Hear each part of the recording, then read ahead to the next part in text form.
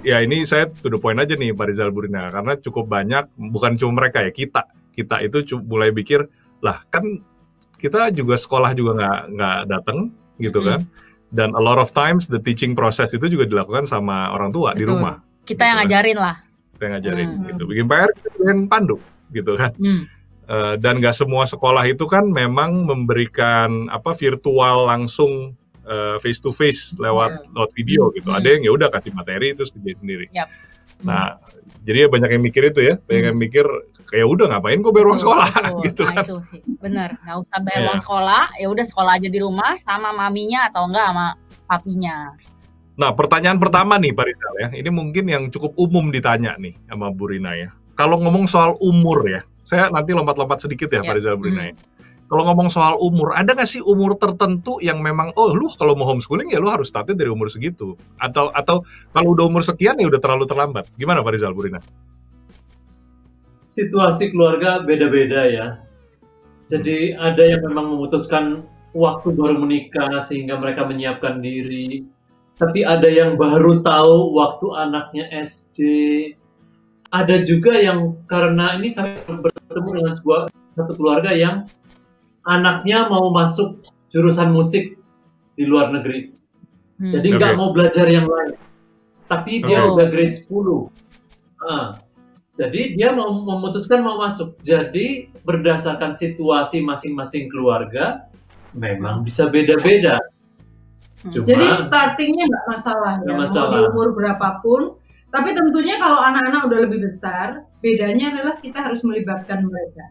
Harus diskusi, cari informasinya, mesti bareng-bareng gitu. Proses. Kalau udah besar tuh maksudnya umur berapa tuh Bu Rina? Yang kita udah mesti nanya dia gitu. Nggak bisa langsung putusin, udah mulai hari ini kita homeschooling ya. Gitu. SMP, SMA. Kayak yang tadi saya cerita tuh kan grade 10. Memang anaknya mau, saya udah nggak mau belajar yang lain. Saya mau siap-siap buat musik dalam 2 tahun terakhir. Begitu. Dan orang tuanya setuju. Begitu. Boleh. Nah, tapi tadi dikatakan ya, sekarang kan orang tua homeschooling begitu ya. Memang sekarang ini mau nggak mau learn from home. Iya, learn from home. Dan banyak sekolah yang misalnya untuk pra-TK, TK begitu ya. Memang zaman sekarang ini juga di tetangga-tetangga kami banyak orang tua yang jadi nggak daftar ulang. Karena pikir di sekolahnya orang yang kami kenal juga 30% baru yang daftar ulang. Karena orang tua berpikir daripada double ya udah deh, saya memang temenin di rumah. Ya udah, kalian aja gitu. Jadi memang sekarang ini karena situasi COVID, orang mau nggak mau ada lebih banyak yang memutuskan untuk jadi mau homeschooling. Ya, benar. Nah mungkin ini kali, kan pasti nih, bukan pasti lah ya, masuk kebanyakan Pak Rizal bilang kan pada homeschooling. Nah ada tips sama triknya gak sih supaya lancar nih proses homeschoolingnya? Karena dari teman-teman saya gitu ya, dari saya sendiri pertama kali kan kaget gitu, maksudnya gile, ini ribet bener ya kayaknya ya. Ternyata tuh guru begitu berjasa gitu ya. Baru sadar gitu. Ternyata ribet bener. Ada tips trik? Iya. Begini ya, sekarang ini kan triggernya adalah situasi seperti ini. Jadi mau nggak mau kita harus home learning.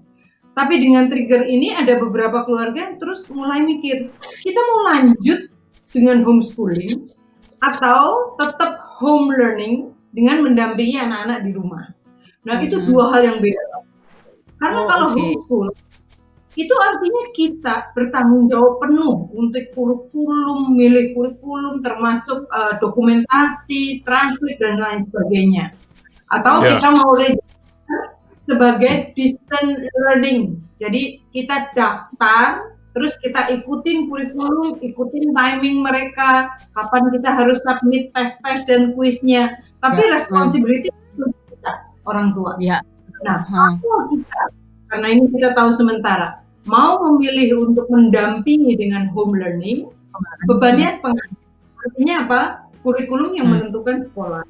Semuanya ditentukan oleh sekolah. Kita tinggal ngikuti dan mendampingi anak di rumah.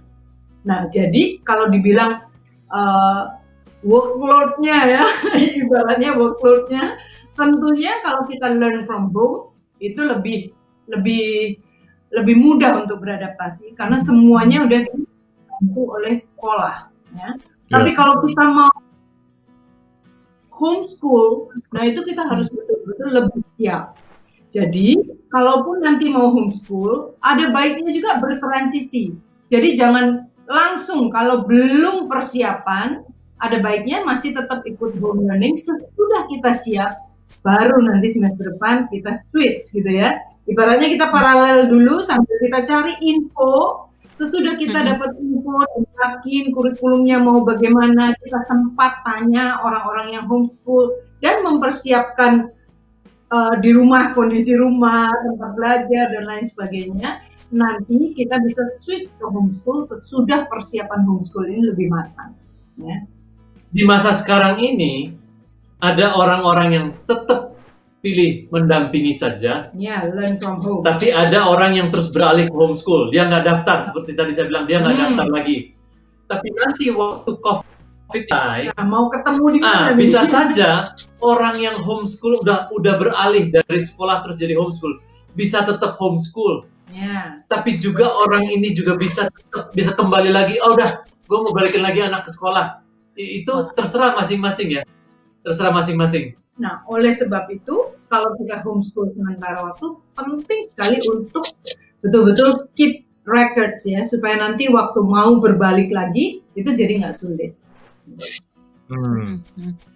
Mungkin sebelum kita lebih lanjut, saya mau kasih tahu dulu nih sama pemirsa sekalian, background Pak Rizal sama Bu Rina kali ya, kenapa kita pilih. Karena Pak Rizal itu udah homeschoolingin 4 orang anaknya selama 16 tahun, betul ya? Ya, jadi kita maksudnya bertanya pada guru yang tepat sekarang. Pak Rizal, Bu Rina, saya sampai lupa. Waktu itu homeschool tuh anak-anak berarti dari TK ya? Iya, nggak masuk sekolah kan mereka sama sekali ya? Dari awal. Karena seperti yang saya bilang tadi, ada keluarga-keluarga yang dari awal sudah menentukan. Dan kami waktu anak kami yang pertama masih umur 1, kami sudah berkeyakinan bahwa akan menjalankan itu. Jadi dari anak umur 5 itu udah langsung masuk sampai dia lulus high school ya. Gitu. Sampai 4 lulus high school. Ya, Pak, saya minggir sedikit nih. Saya mau fokusnya ke Pak Rizal, Bu Rina sebentar ya. Waktu Pak Rizal, Bu Rina decide, you know what, yuk kita homeschool deh, gitu ya. Bahkan belum ngerasa belum sekolah, belum cobain sekolah sama sekali gitu ya. Kalau sekarang kan banyak kan udah rata-rata lagi udah sekolah, terus pandemik, habis itu mikirin homeschool. Kalau Pak Rizal, Bu Rina dari awal udah langsung decide mau homeschool gitu. Waktu itu alasannya apa, Pak? Sama Bu Rina? Ya, kami mengikuti seminar-seminar ya untuk orang tua. Kemudian ada beberapa orang, terutama yang pembicaranya itu homeschool. Dan semakin kami melihat anak-anak mereka, bagus-bagus ya, begitu ya. Terus kami melihat lagi mereka punya klub homeschool ya. Wah, bagus sekali ini. Terus kami jadi tambah yakin bahwa itu adalah sesuatu yang sangat baik, begitu. Ya, kalau buat saya lihat waktu mereka sharing mengenai homeschool terus di klub, yang saya lihat terutama adalah balance ya antara hard skill dan soft skill. Jadi saya lihat anak-anak ini, anak-anak remaja, anak-anak umur berjenjang ya, karena kan kalau homeschool satu keluarga. Saya betul-betul lihat bahwa anak-anak ini soft skillnya develop banget gitu ya. Mereka bisa care sama yang lebih kecil. Terus kalau mereka perlu minta tolong, mereka bisa minta tolong dengan kakak yang lebih besar dan bahkan bisa ngobrol dengan kami, gitu ya. Nah, jadi kalian lihat ada imbangan, ada balance antara soft skill dan akademik atau hard skill-nya. Itu saya suka banget. Gitu, dengan kata lain itu kematangan anak-anaknya pada umur-umur masing-masing itu jauh di atas pada umumnya. Itu yang kami lihat. Bahwa dia bisa berbicara dengan orang dewasa secara bebas, dia bisa mengayomi yang bawah 2 tahun, 4 tahun ke bawah, dia bisa bergaul dengan yang atas, itu kematangan. Dan itu kami sangat lihat. Dan kemudian jadi waktu kami menjalankan, dan di klub kami kira-kira ada 20 keluarga, dan kami sangat melihat anak-anak jadi seperti itu. Ya. interaksi multi age itu yang kami lihat jadi soft skill mereka justru berkembang. Okay. Nah kalau kita yang udah kadung keburu kan baru sekarang nih. Nah kriterianya apa sih Bu Rina kalau kita mau putusin ya udah gue mau homeschooling anak-anak deh. Ada kriteria khususnya nggak? Misalnya, oh anak-anak yang seperti ini nih baru cocok untuk homeschooling. Kalau anak-anak kayak gini jangan. Atau orang tuanya, oh orang tua kayak gini nih yang cocok untuk homeschooling. Kalau orang tua gini jangan. Ada nggak kayak gitu-gitu? Nah kembali lagi seperti tadi, trigger setiap keluarga bisa beda-beda. Dan sekarang ini triggernya besar banget. Bahwa orang terpaksa gitu loh ya. Terpaksa homeschooling. Ya udah, nggak apa-apa. Trigger sih nggak apa-apa. Tapi kalau ditanya soal kesiapan anak-anak, sekali lagi, zaman sekarang ini, era sekarang, ya wes kepeksa ngono loh. Terpaksa. Ya. Tapi kalau zaman normal, ya orang tentu jadi pilihan. Ya kan? Ada pilihan. Tapi kalau ditanya kriterianya apa, sebetulnya tadi kalimatnya udah menunjukkan, Demon, bahwa lebih harus dilihat kesiapan orang tua daripada anak. Kalau anak tuh lebih elastis. Lebih elastis gitu ya. Kami udah lihat beberapa keluarga yang tadinya sekolah publik terus ke homeschool, atau kami juga lihat anak-anak yang dari homeschool ke sekolah publik. Anak-anak itu elastis sekali. Orang tua yang kurang elastis. Kita udah berumur ya, jadi orang tua memang. Jadi kalau tanya kesiapan kriteria bagaimana, lebih ke orang tuanya pasti. Ya, jadi secara detail, secara spesifik tentunya readiness kita nih, orang tua nih ya. Apa yang perlu dilakukan untuk kita bisa siap, itu apa? Jadi yang pertama pasti cari informasi. Sekarang ada banyak acara-acara seperti ini ya, cari informasi. Yang kedua, memilih kurikulumnya mau apa gitu ya. Jadi itu akan menentukan supaya waktu kita jalan kita udah mantep, nggak ganti-ganti gitu ya. Kalau ganti itu ibaratnya pindah sekolah kan nggak mungkin baru 3 bulan pindah sekolah lagi. Jadi kesiapan kita dari mengatur keadaan di rumah, ruangan yang lebih mendukung, terus kurikulum, mendiskusikan peran kita masing-masing, apa yang misalkan setiap keluarga beda-beda, apakah suami bisa ikut ambil bagian atau istri yang akademik, suami ngambil bagian yang skill dan olahraga dan apa, tapi perlu didiskusikan supaya bisa berjalan dengan baik transisinya. Pasti kita harus beradaptasi, tapi masa adaptasi itu bisa berlangsung dengan baik kalau persiapan kita bagus ya. Nah sekali lagi anak-anak lebih mudah berubah. Karena apa? Karena anak-anak itu asal mami ceria, suasana rumah happy, mereka akan antusias untuk belajar. Jadi tapi orang tua kan punya banyak checklist di kepala harus gini. Dan waktu kami sebutkan anak-anak lebih siap, itu sebetulnya lebih yang TK dan SD. Ya, yang kecil. Tetapi kalau anak-anak udah remaja, kesulitan mereka kalau mau dialihkan dari publik ke homeschool adalah banyak yang mau kehilangan teman. Dan itu wajar. Iya benar. Jadi itu dia. Kecuali keluarga yang tadi udah di grade 10 tapi dia tahu tujuannya si anak dia hanya mau musik. Dan dia udah nggak mau pelajaran lain. Itu wajar juga. Begitu. Dan itu pun udah disepakati sama si anak gitu ya. Iya, justru anak yang minta. Yang grade 10. Pak Rizal, ada ini gak sih tipe kepribadian anak-anak yang cocok homeschooling atau enggak homeschooling? Ada gak sih? Nah, atau ya udah? Pertanyaan ini sama, kalau diajukan ke anak yang masuk ke public school, sama aja. Yang cocok masuk ke sekolah anak yang tipe kepribadian apa ya? Oh semua. Masuk. Ya kan? Kan ini sekolah A, sekolah B, sekolah C, homeschool, sekolah D, sama seperti gitu. Jadi di homeschool pun berbagai macam tipe anak, tipe anak. Begitu. Pak Rizal, misalnya saya kepribadian ya udah deh orang tuanya siap, anak-anaknya siap gitu. Anggaplah, you know what? Setelah dengar Pak Rizal, Bu Rina, saya memutuskan homeschooling gitu ya. Ini kepala sekolah pada langsung ini nih, langsung ngeresein kita nanti nih. Tapi misalnya anggap kita putusin mau homeschool gitu ya. Materi-materinya dapat dari mana, Pak Rizal? Kita kan nggak punya bekal, nggak punya bahan. Ya, sebentar nih. Saya koreksi dulu kalimat tadi. Setelah dengar Pak Rizal pada mau homeschool, Jangan. kami nggak berharap. Boleh ya? Nggak boleh. Ya, jadi kami itu bukan promoter Ya. of homeschooling. Ya. Nah, jadi kami nggak mempromosikan semua orang, ikut dong homeschooling dong semua pada. Dan kami nggak mengatakan bahwa homeschooling itu lebih baik daripada public school. Masing-masing keluarga punya kondisi, Ada plus minusnya semua masing-masing. punya plus minus. Sehingga yang kami harap, setelah Anda mendengarkan kami, Anda punya cara untuk memutuskan dengan tepat. Itu dia. Dan keputusan itu bisa homeschooling, bisa home learning, terus waktu habis COVID kembali ke public school, semua itu nggak apa-apa. Oke. Gitu. Sekarang Jadi mengenai materi. bukan berarti homeschooling itu the best choice untuk semua orang ya, Pak Rizal. Nah, Bukan, apa kriteria ya, betul. juga best apa enggaknya, Pak Rizal? Maksudnya tahu dari mana nih? Cocok apa enggak sih sebenarnya? Ada misalnya keluarga yang memutuskan, wah anak saya cuma satu, wah udah saking satu-satunya nih, terus malah nggak ketemu banyak temen, dia nggak mau, ya wajar aja pertimbangan itu.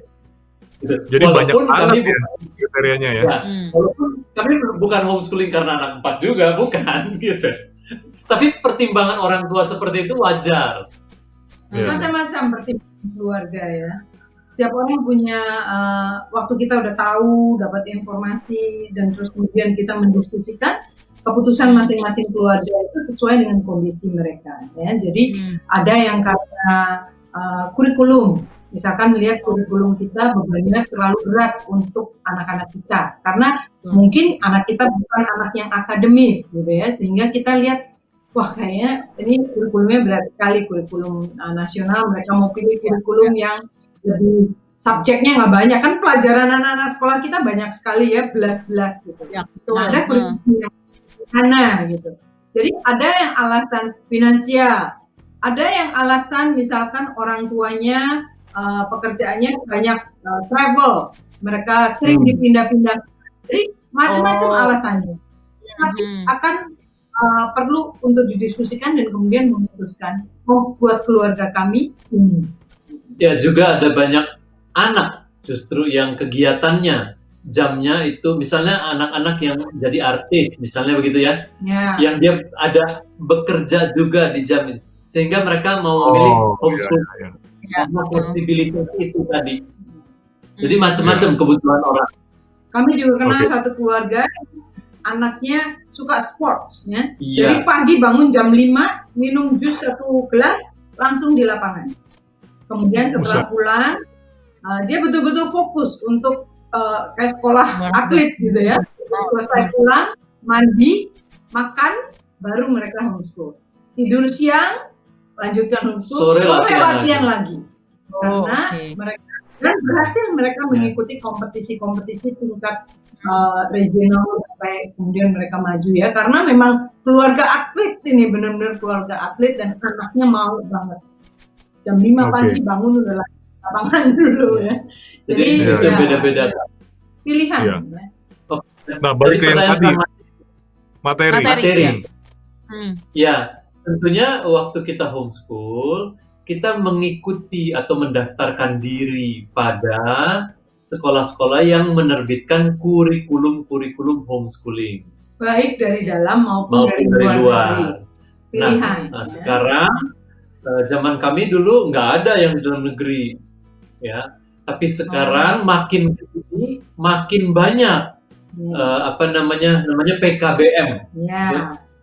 Kegiatan belajar yang menaungi para homeschooler untuk nantinya mereka bisa mendapatkan referensi kurikulum atau bahkan juga kegiatan field trip bersama, atau bisa juga untuk mengambil nanti paket A, B, C seperti ijazah SD, SMA-nya. Jadi ada organisasi-organisasi yang menaungi para homeschooler, kita bisa register di situ. Dan itu semakin baik. Organisasi-organisasi itu semakin baik, semakin profesional sekarang ini. Jadi tergantung orang tua ya, mau ambil kurikulum berbahasa Indonesia dengan ijazah sini, PKBM itu sudah mulai banyak, bagus sekali. ya. Dan ada banyak lagi orang-orang yang mengambil kurikulum dari luar negeri. Kalau di luar negeri itu ada kurikulum. Banyak sekali. Pilihannya banyak sekali. Jadi tinggal dilihat mana yang cocok. Tapi semuanya itu, materi itu lengkap sekali. Termasuk dengan panduan bagi orang tuanya. Jadi teacher's guide itu, karena kita menjadi guru kan, orang tua kan, semua itu jelas sekali apa yang perlu dilakukan, jadwalnya juga jelas sekali dan semuanya seperti sekolah, tapi kita sekolah mandiri begitu. Bahkan untuk anak-anak yang masih kecil, teacher's guide-nya itu kayak ada skripnya. Kita tinggal baca awalnya ya, kemudian kita makin pasti tahu kira-kira urutannya seperti apa. Teacher's Guide itu sangat menolong dan sangat melengkapi. Nah, bagaimana memilih kurikulum? Biasanya dari teman-teman, ada beberapa kurikulum yang populer dalam tanda kutip di Indonesia atau di kota tersebut. Jadi kalau di Jakarta, ini kebanyakan pakai kurikulum ini. Oh, di Jogja yang populer ini. Atau di Bandung ada kurikulum. Jadi biasanya orang yang mau pertama kali homeschool, pertimbangannya adalah yang populer apa? Tujuannya apa? Supaya anak-anak bisa diskusi dengan teman-temannya, orang tuanya juga bisa saling belajar. Karena kalau iklan Pak Damon mungkin sebutnya kayak market share paling besar gitu. Jadi supaya betul-betul kita punya kelompok yang kurikulumnya sama. Itu jadi enak ya. Jadi materi itu seperti itu. Ya. Pak Rizal Burina, saya mau nanya dari yang komen ya. Ini ada pertanyaan bagus dan saya rasa ini mewakili cukup banyak orang tua nih. Dari Paramita, EP. Bagaimana dengan interaksi sosial anak ketika di luar lingkungan keluarga? Jadi lebih ke concern, ini kalau homeschool, anak gue sosialisasinya di mana? Di luar dari cuma sama adik, kakak, di luar sama ayah, sama ibunya gitu. Itu gimana tuh Pak Rizal? Ya, ini adalah pertanyaan yang sangat wajar. Yang paling banyak ditanyakan oleh orang. Kenapa demikian? Karena orang langsung hitung-hitung secara matematis. Oh, kalau anak di sekolah publik, langsung di kelasnya itu temennya ada 20. Di sekolahnya temennya ada 100, begitu ya. Sementara kalau di sekolah rumah adalah cuma saudara-saudaranya sendiri. Secara matematis kelihatannya seperti itu. Tidak salah. Namun, kalau Anda masuk dan melihat, tadi Bu Rina sudah menjelaskan, ada klub-klub di Jakarta nih, homeschool club, kadang-kadang berdasarkan kurikulum, dan kadang-kadang seperti PKBM itu. Jadi, keluarga-keluarga homeschooler itu, dia bergaul di sana. Nah, secara matematis, lebih sedikit, wajar. Namun, yang pertama tadi kami bahas, bahwa kewajaran ini justru terjadi karena anak-anak homeschool bisa bergaul multi umur. Nah, itu yang nggak terjadi di sekolah. Banyak sih, tapi kebanyakan dengan teman sekelas. Dari tahun ke tahun, dari tahun ke tahun. Waktu gaulnya multi umur, itu yang tadi saya katakan dapat kematangan. Karena ada dapat kakak kelas yang bisa mengayomi, dan dia juga mengayomi yang lebih muda. Dan itu leadership-nya sangat dibangun ya di situ ya. Jadi, kalau dikhawatirkan mengenai socializing, itu sebetulnya sama sekali nggak ada masalah soal sekolahnya. Kemudian yang lain. Ya, jadi masing-masing homeschool club itu, mereka juga punya pertemuan rutin. Nah, seberapa rutinnya tentunya tergantung masing-masing klub ya, karena klub itu dari kita, oleh kita, untuk kita. Jadi biasanya setiap klub punya annual plan. Jadi akhir tahun mereka rapat antar orang tua, terus kami menentukan kalender ya. Jadi dalam 1 bulan ada yang ketemu 4 kali, ada yang ketemu berapa dari kita, oleh kita, untuk kita. Jadi bisa disesuaikan termasuk jenis kegiatannya apa. Jadi ada yang bertemu misalkan seminggu sekali, jadi ada 1 hari berkumpul pagi yang mereka belajar bareng mengenai sesuatu yang umum ya, apakah itu mengenai karakter, mengenai science gitu. Jadi pertemuan di dalam homeschool club itu bisa rutin dan cukup sering ya, bisa juga ditambah nanti dengan field trip. Jadi selama kalender akademik dalam tanda kutip ya, biasanya kami mengikuti kalender nasional. Supaya apa? Supaya kalau tetangga libur terus teriak-teriak Renanda, nah kami juga libur. Jadi kami ikuti kalender nasional dan ada jadwal-jadwal yang sudah disepakati di dalam homeschool club itu. Kegiatannya bisa macam-macam, bisa berupa akademik, mengajarkan sesuatu bersama, bisa soft skill, presentation skill, bisa project based, macam-macam. Dan ya itu mengenai sekolahnya sendiri. Tapi di luar itu kan anak homeschooling tetap ikut les musik, les olahraga, karate, sepak bola, futsal, dan di situ juga mereka akan bergaul secara formal. Termasuk dengan tetangga ya, di kompleks. Ya. Tentunya justru ini biar kita anak sekolah publik pun sekarang kita nggak bisa main dengan teman-temannya. Jadi yang akan school pun memang juga saat ini anak-anak dan termasuk kita sangat membatasi pertemuan-pertemuan itu, dan pertemuan itu tetap dijalankan tapi tentunya secara online. Iya. Berarti sama juga dong, Pak Rizal. Kalau ngomongin kan tadi social life-nya. Nah, kalau soal itunya, tadi ada nanya juga nih, saya lagi cari. Oh, teamwork-nya juga sama dong, bisa didapetin dari pertemuan-pertemuan itu ya, Pak Rizal ya? Iya, sangat demikian. Jadi misalnya seperti di klubnya kami ya, di mana kami bernaung, ada pertemuan antara fathers and sons. Jadi pertemuannya tuh yang bersifat fisik ya, cowok-cowok semuanya, begitu. Naik gunung, pramuka, dan itu, wah, belajar ganti ban bersama, ganti ban mobil gitu ya, nyuci mobil gitu kan, gitu. Tapi juga ada itu ide-ide siapa, Pak Rizal? Kenapa? Ide-idenya dari siapa itu semua? Bagus-bagus ya itu ya? Iya, kan kalau klub-klub ini juga kan banyak menginduk ke luar negeri kan. Jadi ada contoh kegiatan-kegiatan ya yang kita bisa dan kita bisa diskusi juga antar orang tua. Mau gimana pakai ya? yang mana? Atau belajar masak. Ada mothers and daughter, begitu ya. Mau buat kerajinan apa, begitu. Terus ada juga pertemuan lainnya adalah parents and kids dengan anak-anak yang masih kecil. Ada juga parents and teens dengan anak remaja. Nah, semua itu adalah bergaul dengan banyak umur dan banyak kegiatan yang membangun karakter mereka. Nah, artinya di sini orang tua di klub punya fleksibilitas untuk membuat apa kegiatan yang dibutuhkan oleh anak-anak begitu. Ya, jadi teamworknya bisa macam-macam settingnya. Kayak tadi fathers and sons, tentunya timnya bapak anak. Terus mom and daughter itu kegiatan-kegiatan dari art and craft, memasak yang kecil gitu ya. Nanti ada kegiatan-kegiatan tim. Antar tim mereka misalkan membuat seperti yearbook atau membuat kalender untuk tahun akademik depan gitu ya, dengan foto teman-temannya ulang tahun. Proyeknya bisa macam-macam. Tetapi teamworknya bisa dari sesama tim. Kadang-kadang kami set juga per keluarga. Jadi presentation sekeluarga. Misalkan mengenai kalau kami habis liburan, mereka masing-masing presentasi mengenai liburannya kemana. Ya. Jadi satu keluarga, bapak, anak-anak, terus mereka cerita dari berangkat apa yang paling berkesan, foto-fotonya. Dari yang paling kecil ikut pegangin. Jadi presentationnya per family bisa juga. Ya. Jadi justru kita set dengan berbagai macam variasi. Yeah.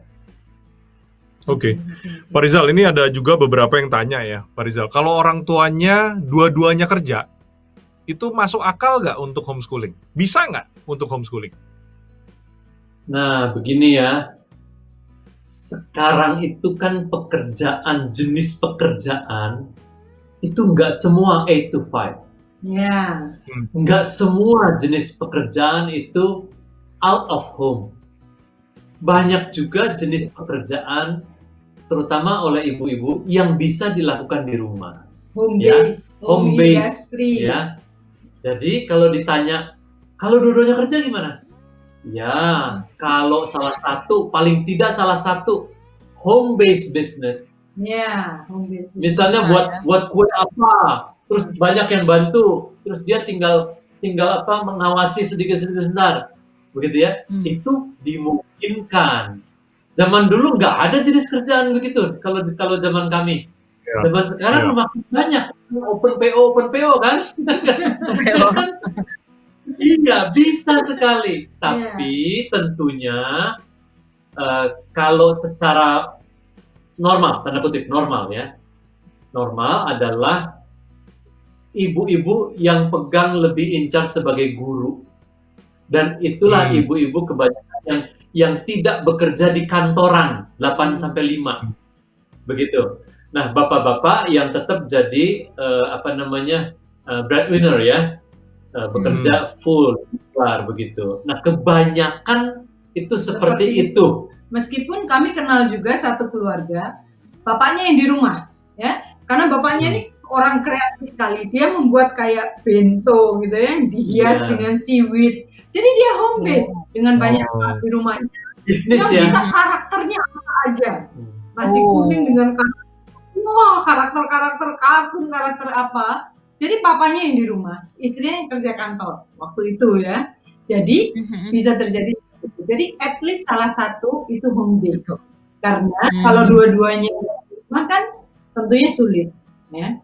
Ada juga yang semi ya. Semi itu artinya mereka ketemu komunitas dan ketemu rekan yang seumuran, ibaratnya menitipkan bergantian, tapi tentunya itu nggak optimal ya. Jadi kita nggak dapat essence dari homeschoolnya sendiri, karena kita nggak melakukan sendiri. Ya, karena ini nanti menyangkut dengan operasionalnya ya, operasional homeschoolingnya. Kalau kita nggak bisa misalnya menetapkan jadwal yang tetap, nah itu susah nanti, karena bagaimanapun kita namanya di sekolah nih, kan harus disiplin juga kan. Ya, kalau anak-anak bersekolah di rumah tapi kita nggak membangun disiplinnya, nanti dia susah waktu menjadi besar dan terjun di masyarakat. Jadi ada disiplinan minimum yang harus dimiliki, misalnya jam tertentu yang ada tadi salah satu orang tua itu, kalau anak-anaknya masih kecil ya, masih SD TK ya, itu kan tutorial, dia ngajarin langsung begitu, sehingga mau nggak mau salah satu itu pasti di rumah dan in charge hampir penuh untuk menangani anak. Ya, tapi kita masih kerja dari rumah kayak tadi dibilang kan. Jadi waktu anak-anak kecil saya masih bantu kantor, tapi saya mengerjakannya dari rumah dan saya kerjain siang. Jadi biasanya saya kerjakan sesudah makan siang sampai sore. Jadi part time lah saya yang ngerjainnya. Sementara anak-anak bisa les art and craft di rumah atau mereka keluar les musik. Nah waktu itu saya baru ngerjain kerjaan-kerjaan kantor, dan biasanya nanti saya sambung sesudah anak-anak tidur sebentar, juga nggak terlalu lama. Karena sebagai contoh, jam kami waktu anak-anak masih homeschooling adalah jam 8 sampai jam 1. Sudah. Bahkan waktu masih lebih kecil, nggak sampai sebentar sekali. Karena apa? Karena kan kita tutorial. Kalau tutorial itu durasinya lebih pendek dibandingkan dengan classroom ya. Kalau classroom kan kita nunggu anak-anak yang lain siap, nunggu semuanya sudah ini. Jadi kalau terutama anak-anak masih kecil, instructional itu sebentar sekali. Ya, jadi maksudnya kalau tutorial itu kan seperti private kan? Private school. Jadi satu guru ke murid atau satu guru ke 3 murid, sehingga time consumption-nya itu juga otomatis lebih kecil daripada sekolah biasa. Nah, kalau ada materi yang orang tua nggak bisa pandu, itu gimana, Pak Riza atau Bu Rina? Nah, kalau kami memilih kurikulum yang lebih bukan sederhana ya, tapi terstruktur. Jadi nggak jenis mata pelajaran banyak, dan di setiap mata pelajaran itu hanya betul-betul ada panduan untuk guru. Meskipun begitu, kadang-kadang ada sesuatu yang kita kayaknya kurang paham gitu ya. Dan itu biasanya anak-anak yang sudah lebih besar. Kalau untuk sampai umur SD, biasanya hampir semua orang tua, boleh saya bilang semua orang tua mampu mengajar anak-anak waktu SD ya. Nah, waktu lebih besar, SMP itu kayaknya udah lebih lebih dalam lah, lebih misalnya pelajaran biologi lebih dalam. Kalau masih kecil kan cuma misalkan health safety secara umum, makanan, piramida, makanan kita mengenal. Tapi makin besar ada term yang lebih spesifik secara sains. Waktu mereka udah mulai SMP, kami memakai program zaman itu ya, pakai namanya dengan DVD.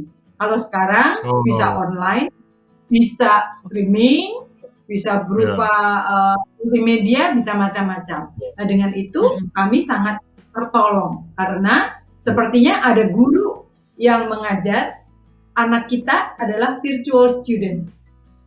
Jadi kalau bukan streaming artinya nggak real time, anak kita nggak bisa ikut tanya. Tapi kita seperti datang di kelas itu, terus kita mengikuti. Nah nanti kadang-kadang gurunya akan tanya. Jadi gurunya akan tahu bahwa ini adalah video atau online. Sesekali akan tanya, students watching, coba jawab yang ini.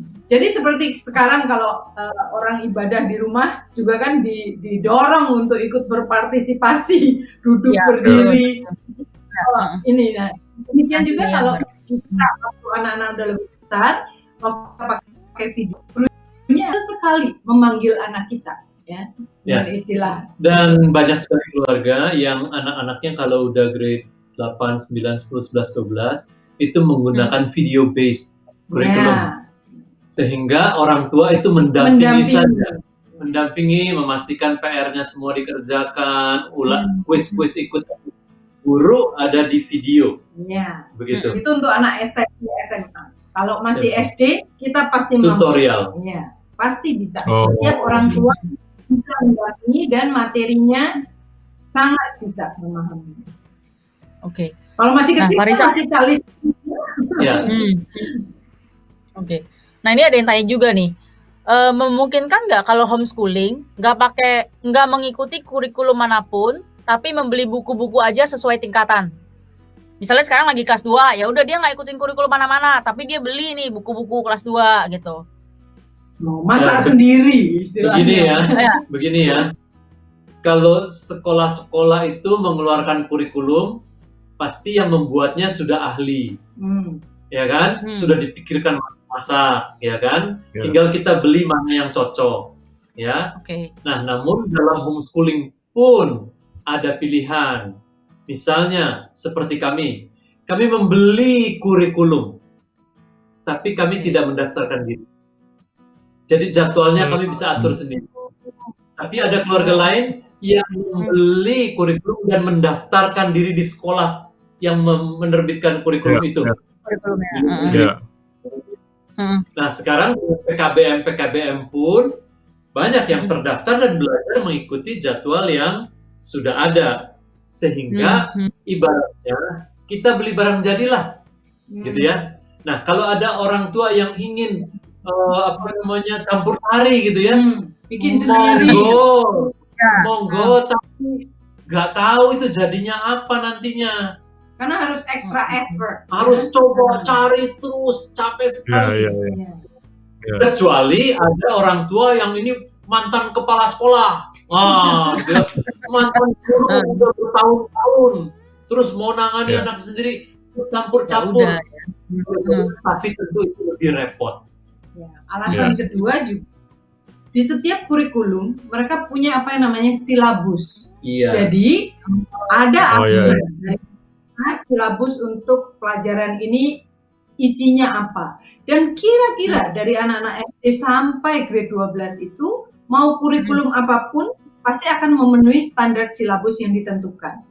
Sehingga kalau misal suatu saat kita mau bertransisi ke sekolah atau apa, waktu kita bilang, saya pakai grade sekian dari kurikulum ini. Nah, itu sekolahnya udah tahu, silabusnya udah ada. Karena di setiap publisher, mereka punya setiap grade, mereka punya silabus. Nah, kalau kita membuat sendiri, dan kita bukan orang yang pengalaman di membuat kurikulum, nanti ditanya, saya mathnya pakai ini, sainsnya pakai ini, silabusnya mana, Bu? Jadi kita harus menyiapkan silabus dan itu pekerjaan yang nggak mudah gitu ya. Berat sekali itu. Ya, jadi kalau untuk awal dan dalam perjalanannya lebih mudah kalau kita memakai kurikulum tertentu. Jadi kita nggak akan ditanya silabusnya apa, karena waktu kita menggunakan satu kurikulum, mereka udah pasti ada silabusnya di websitenya, atau Udah kalau tahu. ditanyakan itu ada. Iya. Mereka punya Iya. buku kurikulum. Bahkan nantinya waktu mereka masuk ke universitas universitas pun udah tahu. Oh, pakai ini. Udah tahu standarnya seperti apa. Tanya soalnya. Oh, sekolah di sekolah ini. Oh, ketahuan standarnya sekolah ini. Ketahuan. Sama, orang homeschooling pun begitu. Ya. Bahkan beberapa anak homeschool mereka menggunakan sistem tertentu. Ada kan anak-anak yang dengan sekolah yang sekolah publik dengan sistem IB, waktu mereka mau kuliah kadang-kadang bisa bawa kredit kan. Karena apa? Ya, karena universitas kita subjek ini mereka bisa mapping subjek ini itu sama dengan mata kuliah ini, sehingga mereka bisa bawa kredit ya. Atau kalau Bapak Ibu benar seperti community college, waktu mereka dari community college transfer ke university, mereka akan cari university mana yang terima kredit lebih banyak supaya dia nggak lama menyelesaikannya. Tapi dari mana itu? Setiap sekolah punya mapping. Jadi kalau silabus ini itu sama dengan ini. Nah kalau kita bikin sendiri, kita nggak punya silabusnya. Dan ini berbicara soal di luar negeri ya jadinya. Mereka udah tahu, makanya kan universitas negeri itu memang normal menerima homeschooler, begitu, lulusan homeschooler. Nah kalau Pak Rizal punya kurikulum, kan tadi pakai yang luar negeri. Nah kalau anak-anaknya nanti selesai SMA-nya mau selesainya sekolah di sini, bisa gak tuh kuliahnya di Indo? Ya ada teman-teman kami yang demikian. Jadi selama dia homeschooling, mereka mengambil paket persamaan. Paket A untuk ijazah SD, paket B untuk ijazah SMP, paket C untuk ijazah SMA. Sehingga teman-teman kami yang menggunakan kurikulum yang sama dengan kami pun, ada yang sudah kuliah di Untar, ada yang kuliah di UI, ada yang kuliah tinggal kan tes masuknya diterima gitu aja kan? Iya betul. Bisa. Betul. Apalagi di universitas swasta. Di sini bisa. Podomoro, UI juga bisa masuk ke universitas manapun, karena kan anak-anak kita punya ijazah SMP, SMA, SD bahkan ya kalau mau mulai dari awal. Ya, terutama harus ambil paket ABC tadi ya, kalau di sini kuliah. Pak Rizal, anak kan cukup banyak keluarga yang anaknya lebih dari satu dan umurnya beda-beda gitu. Tadi saya kepikir pertanyaannya tadi juga saya lihat ada yang nanya gitu ya. Nah ini ngatur jadwalnya gimana tuh Pak Rizal? Kan umurnya beda, grade-nya juga beda, yang diajarin juga beda. Bapak mamanya kan cuma 2 Pak Rizal. Anaknya apalagi kalau saya kan 3 gitu kan. Nah gimana ngatur jadwalnya tuh Pak Rizal sama Bu Rina? Iya. Kalau guru SD itu kan guru kelas ya. Iya, udah ada kelasnya Mas.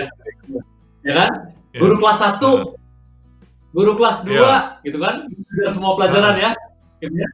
Kalau guru SMP sama guru SMA itu guru mata pelajaran. Tiap mata pelajaran ganti kan gitu kan?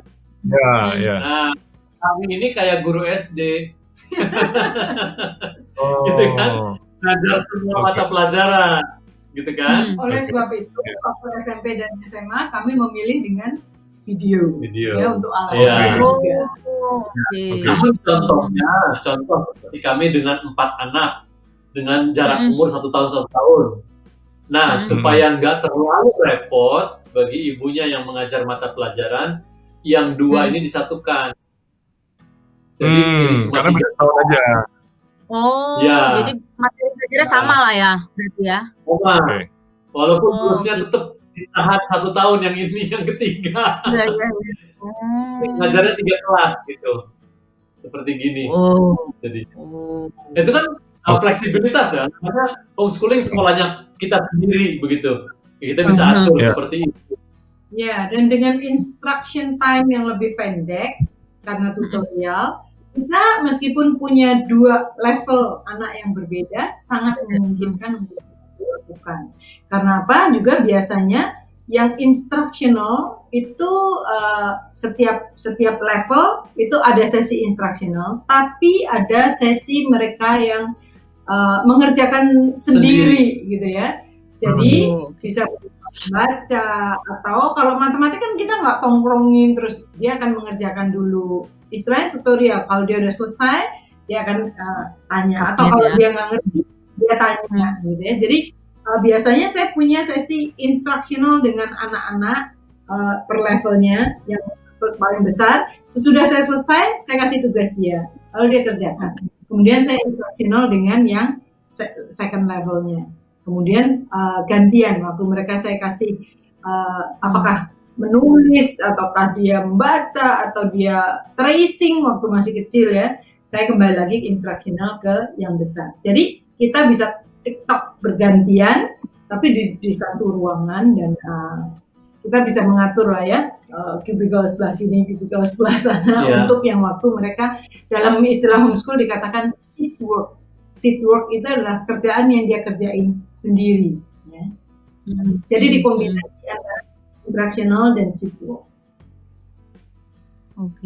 Oke.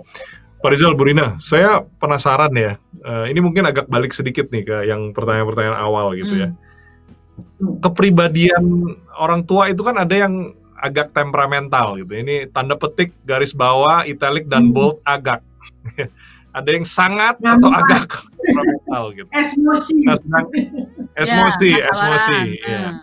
Nah, sedangkan kita, saya nggak tahu ya, kan ini ngobrol sama sesama orang tua tuh banyak yang bilang ngajarin anak orang lain lebih sabar dibanding ngajar anak sendiri. Betul. Gitu kan. Nah, ini struggle kepribadian, apa struggle umum orang tua, dan menurut pandangan Pak Rizal, Bu Rina, konteks apa hubungannya itu nanti dengan homeschooling itu apa? Kayak gimana tuh? Juggle-nya kali ya. Juggle-nya dan struggle-nya tuh akan terasa nggak? Makin berasa nggak waktu lagi homeschooling? Yang terakhir itu pasti, karena kita lebih kelihatan, lebih transparan jadinya dengan anak-anak ya kan, karena lebih banyak bersamanya, begitu ya. Tapi bahwa dikatakan apakah ini untuk pribadi tertentu, kami mengenal sekali orang tua homeschooling yang banyak jenis kepribadiannya, beda-beda, begitu kan. Nah, yang indahnya yang terjadi adalah kami termasuk yang temperamental, termasuk. Oh ya? Ini dua-duanya tipe koleris, begitu. Oke. Jadi bisa sebutkan waktu awal-awal kami homeschooling itu lebih banyak teriakan dan air mata, ya gitu ya, wajar. Namun, ya apalagi dengan 4 anak. Namun dari waktu ke waktu, kami orang tua terlebih dulu, selalu orang tua terlebih dahulu. Kami jadi terus mendapat latihan kesabaran. Apakah selalu kami berhasil? Enggak. Ada latihan itu kami dapatkan juga dari meningkatkan parenting skill. Jadi kalau untuk homeschooler itu penting sekali untuk kita juga belajar parenting skill. Karena dengan parenting skill yang semakin baik, kita makin bisa pegangan anak kita. Makanya ikutin tanam benih pada. Dia nanya gimana tuh, Pak Rizal? Jadi ya, waktu kami bertumbuh sebagai orang tua dan makin sabar. Ini cuma salah satu ya yang kami sebutkan sebagai kekurangan kami ya, gitu ya. Makin sabar. Anak-anak pun semakin menaati, semakin taat. Mereka bisa melihat. Gitu. Jadi waktu kami kebablasan, kami marah-marah karena nggak mudeng-mudeng gitu ya, dijelasin ya. Kami marah gitu, tapi kami segera menyadari, kami pun minta maaf. Ngerti nggak? Ada teriakan begitu. Ya, begini. Gitu ya. Yang kedua saya adalah karena kita ngajar anak sendiri ya. Namanya orang tua itu kalau anak sendiri kita punya ekspektasi yang lebih dibandingkan dengan kalau anak profesional dulu saya punya murid gitu ya. Nah maka Kalau guru kan punya standar passing grade. Nah, kalau udah bisa 6 ya bagus, happy gurunya udah ya, atau rata-rata tertentu. Kalau kita orang tua, terus ke anak sendiri, kita maunya anak kita kalau bisa 10 gitu kan. Nggak cukup, maunya 9, 10.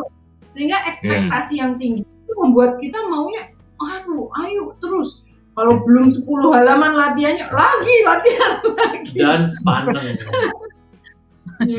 Makanya hal itu yang juga kami pelajari sebagai orang tua homeschooling, bahwa tuntutan utamanya bukan di angka hasilnya, tapi di proses belajarnya. Nah, dengan demikian, waktu kami mengutamakan prosesnya, maka anak-anak jadi bertumbuh dalam karakter rajin, karakter tanggung jawab, karakter antusias, karakter sabar, karena mereka juga melihat orang tuanya juga tumbuh dalam hal itu. Oke. Nah, yang ketiga lagi balik ke komunitas. Karena apa? Waktu kita sendiri di rumah ya dengan anak-anak sepaneng gitu. Nah, waktu kita ketemu di komunitas, wah itu seperti kita mendapatkan dorongan semangat dari teman-teman. Oh iya, kalau ini begini, atau bagaimana kita memanage kesabaran tadi, bagaimana cara menjelaskan cara berbeda. Jadi hal itu yang betul-betul sangat menolong dalam perjalanan kita homeschool. Ya, parenting skill, ekspektasi kita sebagai orang tua, dan peran komunitas itu besar. Oke. Mungkin bisa yang terakhir lagi. Iya, kita waktunya udah tinggal 5 menit. Ya, nggak berasa. Tadi saya ngeliat 30-40 menit aja, tinggal 5 menit. Iya. Yang terakhir. Oke, pertanyaan terakhir ya, Pak Rizal Bu Rina. Ini pertanyaan sebetulnya penasaran saya sama Fani sih. Kepo. Jadi pertanyaannya itu kan udah 16 tahun ya, bener ya? 16 tahun ya, Pak Rizal Bu Rina ya? Homeschool anak-anak ya? Nah, dari 16 tahun itu boleh nggak Pak Rizal dan Bu Rina cerita 3 itu maksudnya 3 hal yang paling dirasa untung saya homeschooling, dan ada 3 hal yang paling dirasa kayaknya kurang dapetin ini karena kayaknya homeschooling. Bocuan gitu. Karena kayak kurang dapetin itu di homeschooling. Yang satu untung saya homeschooling 3 hal, yang 3 hal lagi, 3 hal ini kurang didapetin gara-gara homeschooling. Ada nggak Pak Rizal Bu Rina? Boleh cerita nggak? Pertama begini ya, kan tadi dikatakan kita memilih kurikulum, ya kan? Nah, kami memilih kurikulum yang berdasarkan visi keluarga kami, begitu. Nah, jadi visi keluarga kami adalah mengenal Tuhan Allah. Nah, kami memilih kurikulum yang demikian. Jadi waktu ditanya apa ya keberhasilan, ya visi itu tercapai. Jadi anak-anak semakin mencapai visi itu, kami sangat bersyukur, begitu ya. Kami memang diberi visi untuk membangun keluarga yang kuat, begitu ya. Dan melalui proses homeschooling ini, kedekatan, bonding antara orang tua dan anak, dan antara anak orang tua dan anak dengan anak, itu tercapai. Tentunya dengan grafik yang begini ya, bukan ngomong garis lurus begitu ya. Ada gagal berhasil begitu ya. Dan itu sangat berhasil, gitu ya. Ketiga yang saya sangat melihat adalah karena kami juga menggunakan kurikulum-kurikulum yang sangat berbasiskan karakter. Jadi kami banyak diubahkan semakin bertumbuh dalam karakter, makin sabar, makin antusias, dan apapun bisa tanggung jawab. Nah, anak-anak pun juga jadi menikmati seperti pertumbuhan kematangan seperti itu, begitu ya. Nah, menjalankan tahun 2000 sampai 2016, begitu. Selesai, semuanya udah masuk kuliah 2016 itu. Jadi udah 4 tahun lewat nih ya. Nah, dengan itu waktu mereka masuk di kuliah, sama sekali tidak ada kecanggungan. Mereka sangat siap, sangat matang, bahkan karena anak-anak kami bersekolah di luar negeri ya, tapi itu pun matang dari bahasa karena kami menggunakan kurikulum dari luar. Dan dari segi dari segi fisik 1, fisik kedua, fisik ketiga, semua itu sangat-sangat dilihat sebagai sesuatu yang kalau mau dikatakan ini project keluarga, it's a family project begitu ya. Segala kekurangannya saya puas dan nggak perlu ngulang lagi. Saya mau ngulang lagi enggak. Gitu kan. Udah suka. Udah. Sebenarnya yang hal baiknya jauh lebih banyak ya. Iya. Tiga itu sulit memilih tiga. Banyak sekali. Iya, banyak sekali. Contohnya adalah kita sebagai orang tua jadi orang tua pembelajar. Terus barengan terus. Karena sebagai guru mau conference kita ini, jadi bersama-sama kita belajar senantiasa, gitu ya. Dan lagi kita bisa lihat potensi anak-anak, ketertarikan mereka sejak mereka masih kecil. Udah jadi 5 ya. Sekarang harus bergeser ke yang 3 hal yang kurang. Kalau saya dulu kalau kurang kami yang rasa duluan. Kenapa? Kalau saya mengulang kembali kayak tadi. Kalau ditanya bisa turn back the clock, akan homeschool nggak? Saya akan homeschool, tapi lebih baik. Baik artinya apa? Yang kekurangannya adalah waktu awal-awal masih banyak emosi. Jadi kami akan lakukan lagi, tapi dengan lebih kurang teriakan-teriakan, lebih kurang emosi dan marah-marahnya. Itu proses ya. Jadi ada hal-hal kami melewati masa-masa seperti itu, tapi juga bersyukur kita bisa reconcile dan bisa ada pemulihan hubungan dan saling minta maaf gitu ya terhadap ketidaksabaran itu. Iya, dan satu hal yang saya ingin kemukakan ya, pasti kalau homeschooling itu pasti lebih murah. Pasti lebih murah. Jauh lebih murah daripada sekolah. Bukan mau menciptakan sekolah publik, tidak, sama sekali tidak. Kami pun sekolah publik, tapi jauh lebih murah, begitu ya. Ya. Oke. Dan hal kedua yang saya rasa kurang waktu itu adalah informasi waktu di zaman kami mulai itu masih kurang. Jadi, beda jauh ya dari sekarang ya. Iya. Sangat sedikit, dulu sangat sedikit keluarga yang homeschooling.